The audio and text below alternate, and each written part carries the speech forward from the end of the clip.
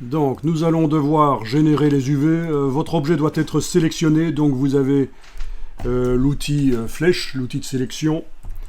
Si vous cliquez à côté de l'objet, il n'est pas sélectionné. Si vous cliquez sur l'objet, il se sélectionne. Et on voit le gizmo des axes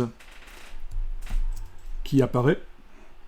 Bon, ça se voit aussi dans la scène. Hein. Si l'objet est sélectionné, il est en surbrillance. Et donc, on va utiliser le système des UV pour pouvoir mettre de la texture, des graphismes là-dessus. Je vous avais dit, c'est une des deux méthodes. Mais c'est la méthode la plus précise, en fait. Pour faire du packaging, c'est ce qu'il y a de mieux. Et donc, on est censé aller dans le menu objet et faire générer des UV.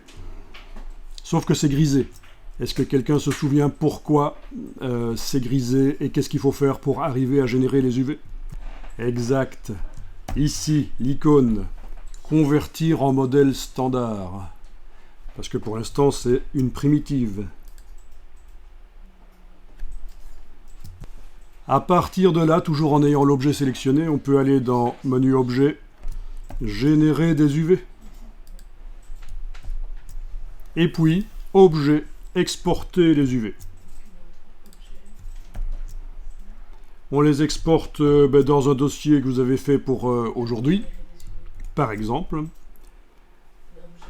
La précision 2048 sur 2048, c'est pas mal, mais vous voyez qu'il y a possibilité d'en avoir 16 fois plus. Ben oui, si on multiplie par 4 la largeur et la hauteur, ça fait 16 fois plus de pixels. Mais là, on va faire du 2048 sur 2048, c'est bien.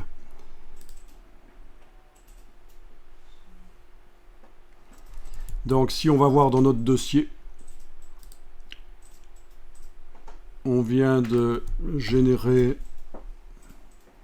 le PSD, les UV du cube, et on va voir ce qui se passe quand on les ouvre, quand on l'ouvre, ce PSD, dans Photoshop.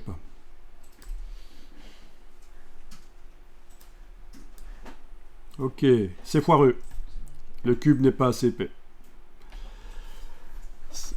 On va faire plus que ça. Ok, c'est pas bon alors. On revient dans Dimension, on va aller en arrière jusqu'à ce que le bouton ici réapparaisse. Donc vous faites du commande Z sur le Mac, du CTRL Z sur le PC. Voilà, le bouton de transformation de la primitive en géométrie est réapparu. Et au niveau de la profondeur, je vais mettre 1 cm. Voilà. Ce sera, de toute façon, on pourra l'aplatir après. Mais pour générer les UV, c'est foireux si on ne fait pas ça. Bon, écoutez, je teste, et puis si ça marche, vous le faites. Hein. Donc là, j'ai 1 cm. Je reviens à la conversion en modèle standard, donc une mèche, M-E-S-H, un maillage. Pas une description mathématique d'un cube, donc.